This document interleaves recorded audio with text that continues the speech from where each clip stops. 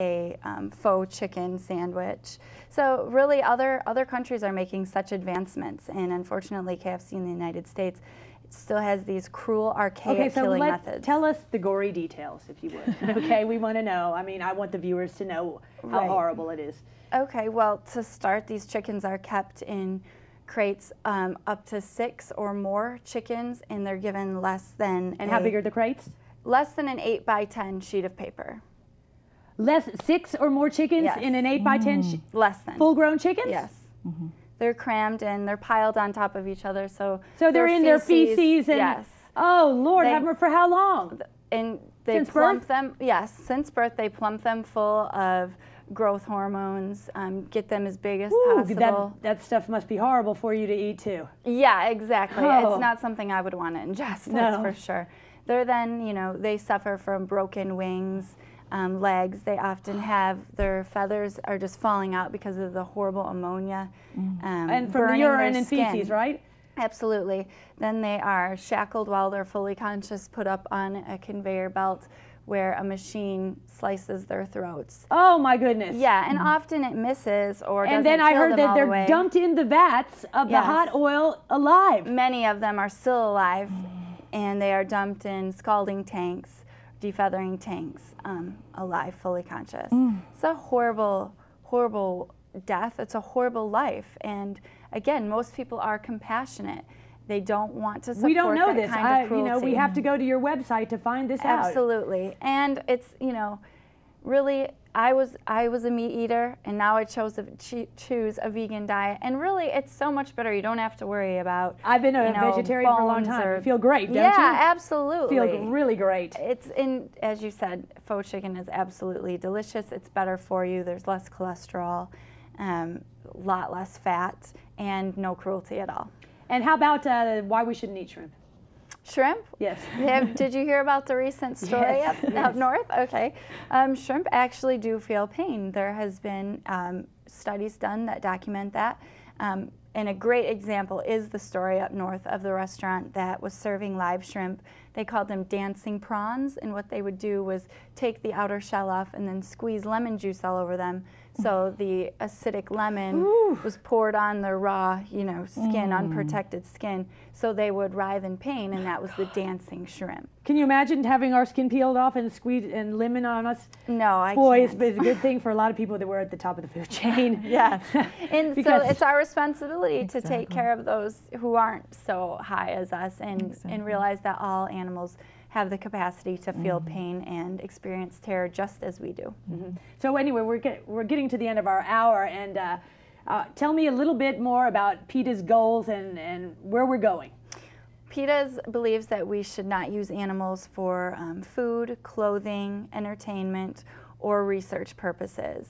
As you said, we are the largest animal rights organization with more than 2 million members and donors worldwide. We have offices all over the world.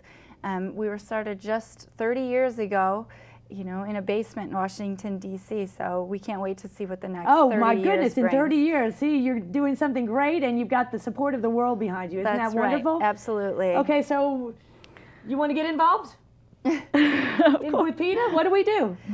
Go to our website. You can sign up for our action team if you want to partake in demonstrations and protests in your city. We're always traveling to cities in the United States and in Canada. And we can go in front of the circus and absolutely strong arm the people and not let them go in? That's right, right. Okay, and another interesting thing was people with me, like with a show, we can actually get films from you, right? Yes. And put it on the show. Yes, absolutely. And you've got all kinds of stuff. Veganism, right? Everything, yes. We have factory farm investigation footage, fur farm investigation footage. As we mentioned, undercover videos from the circuses and labs. So I think it's really important to get that out there and let people see the cruelty that's going on in the world with using animals for our own purposes. And do you guys, just one off-the-cuff question. Sure. About, how about dog fighting, cockfighting, anything? What do you have? It's pretty undercover, that stuff. Do you guys do anything in this? Yes, we have. I mean, we are known because we are the biggest animal rights organization, so people from all corners of the United States are constantly contacting us saying, you know, this is happening in my neighborhood, you know, from cockfighting and dogfighting down to squirrels being poisoned and, you know, on golf courses and whatnot when people live there. So we do everything. It's not just the 4 areas that we talked about, but we also are involved in basically any other realm that involves animal cruelty. So would PETA like to see all zoos? Absolutely. Any form of entertainment that uses animals, we would like to see that ended, because as I mentioned, you can't positively train a wild animal. You have to negatively train them, and they're always forced to perform under the constant threat of violence. You have your offices where I mentioned India, UK, the Netherlands, etc. Yes. Do you actually only confine your activities to those countries, or do you branch out to? We branch out to anywhere. We are doing really well right now, you know, and covering the globe and always expanding. So and the oceans too. Huh? Yes, you guys have so we are really everywhere, and anyone in any part of the world can contact the office closest to them, and we'd be happy to help them with any animal concern that they have. Okay. Well, I guess we're out of time right now, and I want to really thank you for coming. Thank you so much. Thank you. So the viewers can go to your website, PETA.org. Click on the activism link, right? Yes, how to get involved. And some people don't want to go to protests. They're a little bit more shy. We urge people to do write letters to companies that test on animals or their legislation, as we talked about. And if I write a letter to a company that tests on animals, what am I going to tell them? Stop testing? You could just say, you know, I used to really love your product. It's one of my favorites. And then I found out the cruel and archaic tests that you run on animals, and that's not something that I'm going to support, and I'm going to tell everyone I know not to buy your product anymore. And one question about the animal testing. Why is it still done? Haven't all the tests, haven't they all been done? Yes, and there are so... Oh, it's a lawsuit thing, right? Well, there are so many other ways to do these tests. There's so many other ways that we're living, you know, in an archaic time with animal tests. They don't always give accurate answers, responses. Because we're not a rabbit, right? Exactly. We don't, you know, there was the Vioxx was passed due to animal tests and said it was safe for humans, and then it was recalled because of numerous deaths and saying it's not okay for humans. It was for animals. We've cured cancer in mice for 10 years. You know, these tests aren't true to humans, and they actually do more damage than they do good. I certainly wouldn't want to take some kind of medication that I told was okay for me because it passed on a rabbit. I'm not a rabbit. Okay, and one last thing about the Billy Swamp Safari Bear. Yes. Who can the viewers contact?